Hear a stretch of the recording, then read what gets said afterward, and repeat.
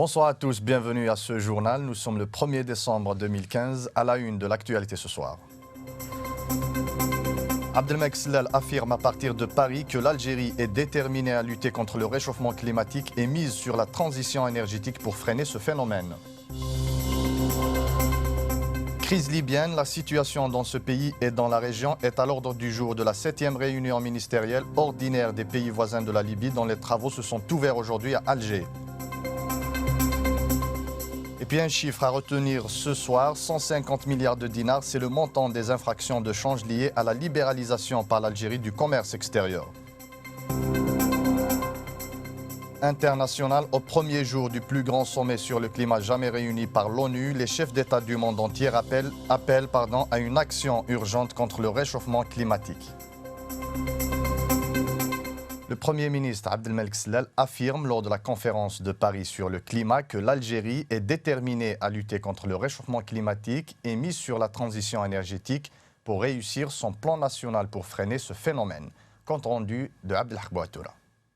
C'est ainsi que le Premier ministre Abdelmalek Sellal a souligné lors de son intervention à la conférence de Paris sur le climat COP21 la ferme volonté du pays d'initier sans délai une transition énergétique sur un modèle basé sur des énergies propres et renouvelables. Rappelant le potentiel énorme en matière d'énergie renouvelable, notamment solaire, M. Sellal a affirmé que cette option n'était pas uniquement une décision écologique mais aussi un choix économique délibéré et une ambition industrielle bien pensée. L'Algérie affiche donc ses ambitions industrielles en matière de développement des énergies renouvelables considérées comme un pari sur l'avenir. Dans ce sillage, l'Algérie veut créer et abriter un forum africain des énergies renouvelables qui constituera le cadre idoine de dialogue et de concertation entre décideurs politiques, chefs d'entreprise, société civile et communauté scientifique selon M. Sellal, qui a représenté le président de la République Abdelaziz Bouteflika lors de cette rencontre au sommet. Cette plateforme annuelle permettra également de disséminer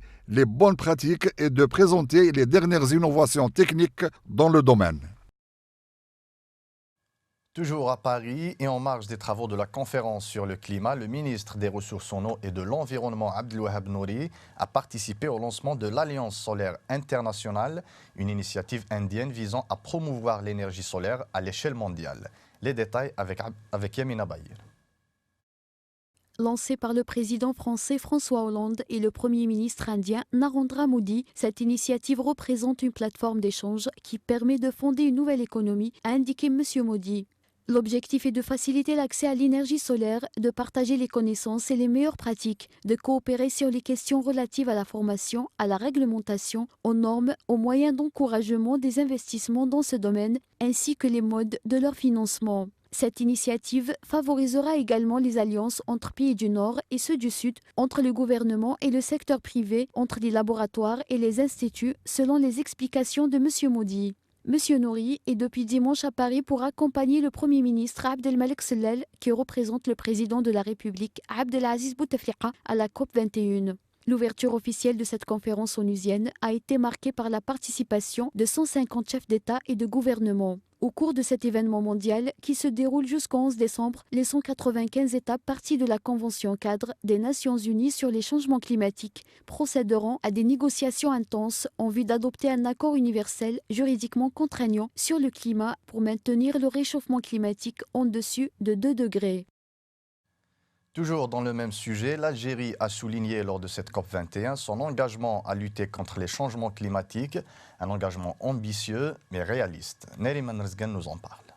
Selon la contribution algérienne présentée à la COP21, l'Algérie s'engage à réduire ses émissions de gaz à effet de serre de 7% à l'horizon 2030 en utilisant des moyens nationaux à travers des actions visant à opérer une transition énergétique et une diversification économique. Toutefois, cette réduction de gaz à effet de serre pourrait atteindre 22% pour peu que l'Algérie reçoive le soutien international nécessaire. La réalisation de cet objectif reste donc subordonnée à l'appui en matière de financement extérieur, de transfert technologique et de renforcement des capacités. La contribution de l'Algérie l'Algérie couvre les 3 gaz les plus importants en termes d'émissions, le gaz carbonique, le méthane et l'oxyde nitro. Pour atteindre les objectifs d'atténuation, l'Algérie mise sur une stratégie cohérente qui s'étale du 2020 à 2030, ciblant particulièrement les secteurs de l'énergie, des forêts, de l'habitat, des transports, de l'industrie et des déchets. Elle se base notamment sur le programme national des énergies renouvelables et de l'efficacité énergétique qui vise la réduction de 9% de la consommation globale d'énergie à l'horizon 2030 et ambitionne de procéder à l'isolation thermique d'un important programme de logement, ainsi qu'à la conversion du GPL d'1 million de véhicules particuliers et de plus de 20 000 autobus. L'Algérie rappelle aussi dans sa contribution qu'elle participe à longue date à l'atténuation des gaz à effet de serre de par la prépondérance du gaz naturel dans son mix énergétique, ajoutant qu'elle devrait pouvoir aider ses partenaires à promouvoir l'utilisation de cette source propre d'énergie.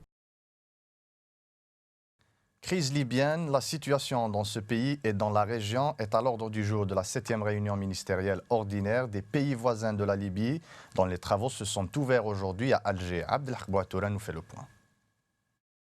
Cette 7e réunion du genre, qui intervient dans le prolongement de celle tenue à N'Djamena, au Tchad, en juin dernier, permettra, selon le ministre des Affaires maghrébines de l'Union africaine et de la Ligue des États arabes, Abdelkader Messahel, aux pays voisins et aux représentants des organisations régionales et internationales de s'informer mutuellement de la situation en Libye et dans la région et de procéder à l'analyse des derniers développements. Elle se tient également au lendemain de la signature par le Parlement libyen, reconnu internationalement, de la déclaration de soutien à un gouvernement d'union nationale, salué par l'ONU ainsi que par plusieurs pays dont l'Algérie, y voyant la seule voie à même de rétablir la stabilité et de préserver l'unité de la Libye. La réunion sera une opportunité pour l'Algérie de réitérer son appui au processus en cours sous l'égide des Nations Unies pour accélérer la mise en place d'un gouvernement d'union nationale capable de mener à bien la période transitoire et de relever les multiples défis auxquels fait face le pays, notamment le terrorisme, a souligné M. Messahel.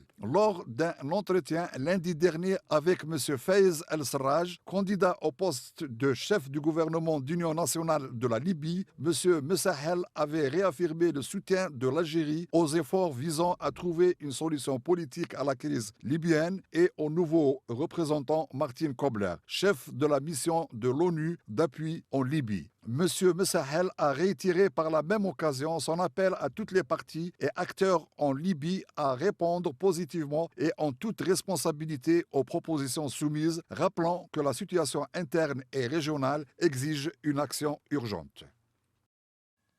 Le général de corps d'armée Ahmed Gaïd Salah, chef d'état-major de l'ANP, s'est enquis lors de sa visite de travail et d'inspection à la 3e région militaire à Béchar du niveau de la disponibilité des unités à travers la constatation sur terrain des systèmes de défense. Abdelhak Bouatoura. La visite du chef d'état-major de l'ANP à la wilaya de Béchar lui a permis de s'enquérir du niveau de la disponibilité des unités à travers la constatation sur terrain des systèmes de défense et du déploiement des forces à travers la 3e région militaire, précise le communiqué du MDN. La visite s'inscrit, selon le MDN, dans le cadre du suivi de l'exécution du programme de préparation des forces au combat pour l'année 2015-2016 et traduit l'intérêt qu'accorde le haut commandement de l'Armée nationale populaire au volet de la sensibilisation et de l'orientation et vise également à soutenir le contact direct et permanent avec les personnels. Le chef d'état-major de l'ANP, au cours de sa visite, a eu des rencontres directes avec les cadres et les personnels des unités, où il a donné des orientations et des instructions relatives à l'amélioration des conditions de vie et de travail pour permettre aux éléments de développer leurs performances dans la sauvegarde de la souveraineté nationale. Il a également exhorté l'ensemble à consentir davantage d'efforts et de s'armer de plus de vigilance et de permanente disponibilité à déjouer toute tentative menaçant la sécurité et la stabilité du pays, conclut le MDN. Secteur industriel, le ministre de l'Industrie et des Mines, Abdeslam Bouchouareb, a déclaré à partir de Washington que l'Algérie voulait tirer avantage de l'excellence technologique et industrielle des entreprises américaines. Sujet de Yamina Bahir. S'exprimant lors de la deuxième conférence Doing Business qui se tient aux États-Unis du 30 novembre au 4 décembre, le ministre a indiqué qu'en retour de ce transfert technologique, les entreprises américaines trouveront des voies nouvelles de croissance dans les opportunités offertes par l'Algérie. Nous sommes le marché de l'avenir, a-t-il dit, devant un parterre de chefs d'entreprise algériennes et américaines participant à cette conférence organisée par le Conseil d'affaires algéro-américain et le Conseil des entreprises en Afrique. Plaidant pour la diversification et l'approfondissement du partenariat entre les deux pays, M. Bouchouelb a relevé que l'ambition de l'Algérie était de donner une impulsion décisive à son industrie. Le ministre a également expliqué les grands axes de la stratégie industrielle du gouvernement basée sur une politique de substitution à l'importation et un développement d'une production à haute intensité technologique. Exposant les possibilités de partenariat bilatéral, M. Bouchouelb a énuméré plusieurs secteurs constituant de véritables opportunités d'investissement en Algérie, citant en cela les domaines des énergies renouvelables, l'économie numérique, l'industrie mécanique, la sidérurgie, les travaux publics et les mines. Il a expliqué que la règle 51-49% régissant l'investissement étranger en Algérie demeurait, mais ne va plus figurer dans le Code des investissements comme exigence de préadmission. Cette mesure, a-t-il dit, sera prise en charge dans le cadre de la réglementation des activités. Pas moins de 381 enquêtes ont été diligentées durant la seule année 2015 en réaction à des infractions de change portant sur un montant global de 150 milliards de dinars. Un tiers de ce montant a fait l'objet de transferts illicites, a annoncé ce matin sur les ondes de la radio nationale Abdelmajid Latrache, inspecteur général des douanes. Résumé de Abdelhak Bouatoura. Selon M. Abdelmajid Latrache, inspecteur général des douanes, 120 exportateurs indélicats ont été déférés devant les instances judiciaires. Des chiffres qui illustrent toute l'étendue du phénomène des infractions de change commis au détriment de l'économie nationale. Pour le seul premier semestre de l'année 2015, poursuit-il, 474 affaires relatives au même délit ont été éventées, totalisant la somme de 10 milliards 300 millions de dinars, à la suite desquelles ont été infligées à leurs auteurs des amendes d'un montant total de 51 milliards de dinars. Le représentant des douanes algériennes explique que les transferts illicites, dont la destination, précise-t-il, sont les paradis fiscaux, sont opérés sous diverses formes, comme par exemple le système de la double facturation ou de celui des fausses déclarations d'espèces de la marchandise, des pratiques, dit-il, qui relèvent-ils du délit de faux et usage de faux. Mais relève-t-il un peu plus loin, il n'y a pas que les devises qui sont transférées illicitement, il y a aussi l'or et l'argent. Durant l'année 2014, explique-t-il, 633 kg d'argent ont été saisis, représentant une valeur de 86 millions de dinars et 4 kg d'or d'une valeur de 8 millions de dinars. Durant le premier semestre de 2015, ajoute-t-il encore, les quantités d'or saisies sont passées de 237 kg et celles de l'argent à 216 kg, amenant les douanes à dresser plus de 92 millions de dinars d'amende. L'invité de la radio nationale explique que l'augmentation effrénée des délits d'infraction au change et du trafic de métaux précieux par la libéralisation par l'Algérie du commerce extérieur. L'Algérie a enregistré en septembre 2015 101 nouveaux cas de sida, un chiffre en hausse par rapport à 2014, 71 nouveaux cas. Mais le plus important, la maladie peut être traitée et la personne porteuse du VIH peut avoir une vie normale car les médicaments utilisés dans la trithérapie arrêtent l'évolution du virus. Sujet d'Amin Koucha, commentaire de Nariman Rezgan. 100 cas enregistrés en 2015 contre 73 cas enregistrés en 2014. La prévalence de la maladie en Algérie demeure faible. Elle est de moins de 1%. L'Algérie compte 1632 cas de sida et plus de 7000 cas de séropositive. La maladie est tout de même en progression, prévient l'infectiologue Fatma Zohra-Zmit. Désormais, la maladie du sida est une maladie autochtone car se transmet en Algérie. Rien à voir avec les étrangers, subsahariens ou autres, précise le médecin de l'hôpital d'Al-Qattar.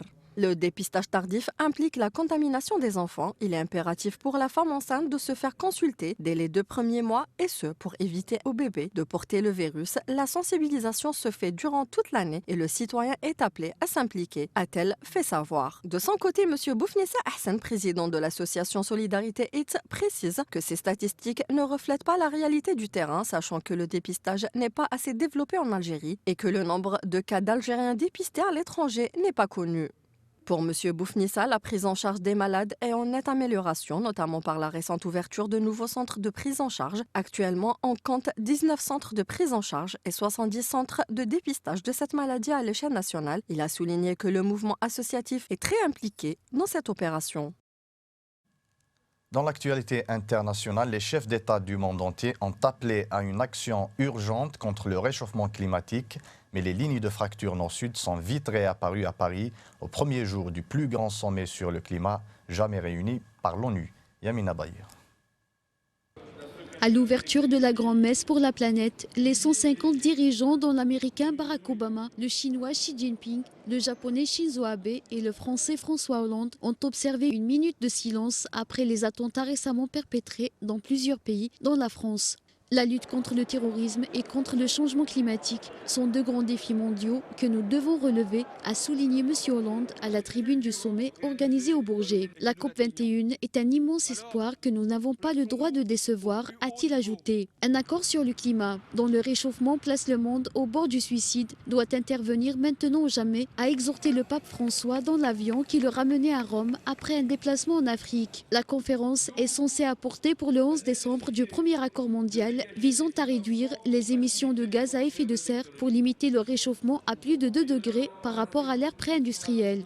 Le plus grand rassemblement de chefs d'État sous le même toit, la même journée, a été salué par la responsable climat de l'ONU, Christiana Figueres, alors que les ONG restent prudentes sur la suite des négociations. Barack Obama, à la tête du deuxième pollueur mondial après la Chine, a appelé ses pairs à être à la hauteur de l'enjeu, rejetant l'argument selon lequel la lutte contre le réchauffement climatique pèserait sur l'économie.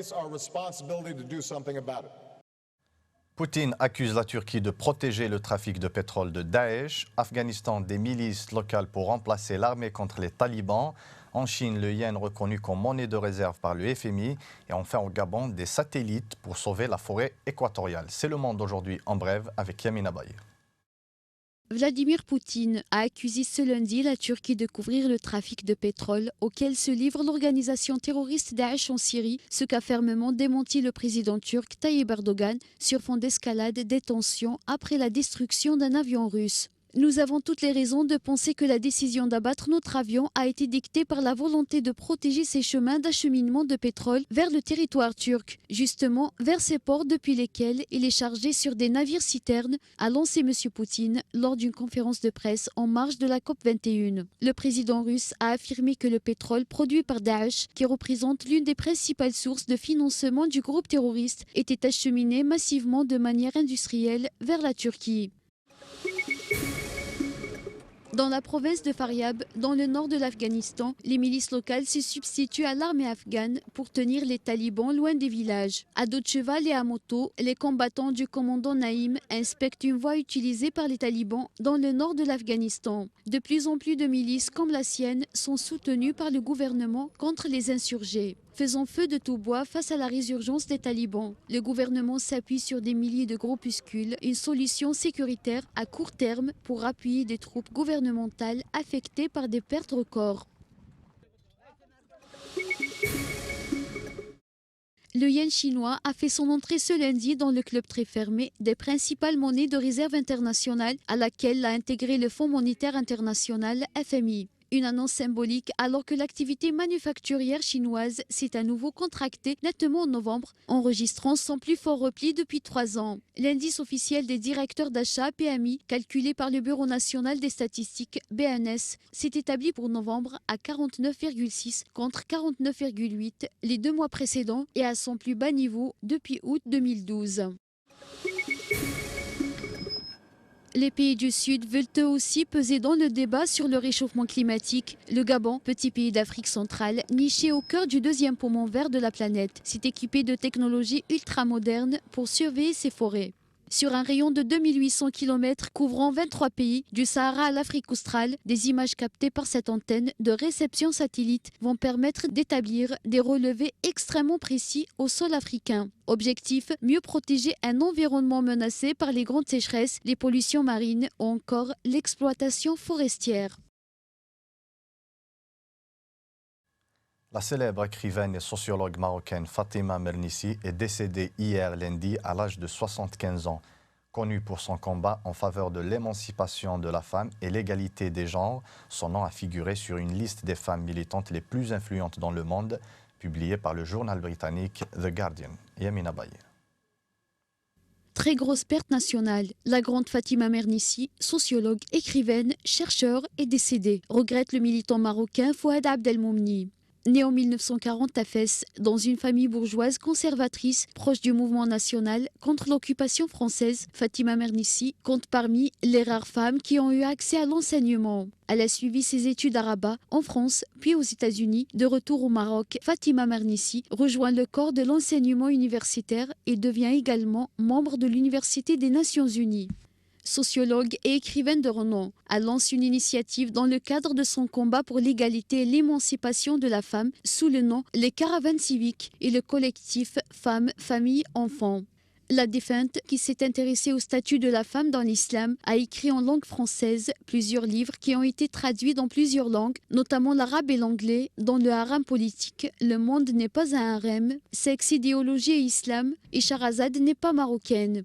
En mai 2003, l'illustre intellectuel reçoit avec la célèbre américaine Susan Sontag le prestigieux prix Prince des Asturies, le plus haut prix littéraire espagnol. En novembre 2004, sa riche biographie et son combat pour l'égalité des genres ont été récompensés par le prix Erasmus, décerné par la fondation néerlandaise Erasmus, avec l'auteur syrien Sadiq Jalal Al-Azm et à l'Iranien Abdul Karim Sourouche. Sport à présent, des investisseurs chinois ont acheté 13% du club de Manchester City auprès de son propriétaire, le Sheikh Mansour d'Abu Dhabi, pour l'équivalent de 375 millions d'euros, annonce la holding propriétaire du club. Un consortium des fonds d'investissement chinois China Media Capital et City Capital a acquis des actions nouvellement émises pour 265 millions de livres dans City Football Group. La holding qui possède le club de Premier League anglaise ainsi que les clubs de football de New York City FC, Melbourne City FC et une partie des Yokohama Marinos. Cette transaction valorise ainsi la holding autour de 2,9 milliards d'euros. Le Sheikh Mansour Ben Zayed Al Nahyan de la famille royale d'Abu Dhabi, qui a acheté Manchester City en 2008, était jusqu'à présent le seul propriétaire du club dans lequel il a investi plus d'1 milliard d'euros. Depuis son arrivée, Manchester City a remporté 2 championnats d'Angleterre en 2012 et 2014, une Coupe d'Angleterre en 2011 et une Coupe de la Ligue en 2014. Le football est le sport le plus adoré, joué et regardé dans le monde. Et en Chine, la perspective d'une croissance exponentielle de ce jeu est unique et excitante, s'est réjoui le président de City Football Group, Khaldoun El Moubarak. Nous avons en conséquence travaillé dur pour trouver les bons partenaires et créer la structure idoine pour construire sur ce potentiel incroyable qui existe en Chine, tant pour CFG que pour le football en général. Le président chinois Xi Jinping avait visité le club de Manchester City en octobre à l'occasion d'une visite d'État au Royaume-Uni. Les investisseurs chinois y détiendront désormais une part minoritaire, tout comme les autres formations appartenant à CFG. Pour terminer, on fait une petite virée en Colombie où il existe un village qui produit un or si éthique qu'il a été choisi pour orner la palme du festival de Cannes. Tout le monde connaît la Palme d'Or qui sanctionne les œuvres en compétition au Festival de Cannes et tout le monde sait qu'elle est ornée d'or. Mais ce que bon nombre de gens ignorent, c'est d'où vient cet or. Avant d'arriver à Cannes, le précieux métal du trophée parcourt des milliers de kilomètres. L'histoire commence ici, dans la mine de la Lanada, au sud de la Colombie. Pour découvrir l'or, ces mineurs comme Edison doivent extraire des tonnes de terre. Parfois, on dépense plus qu'on ne gagne. C'est toute une aventure. La mine, c'est toujours une aventure.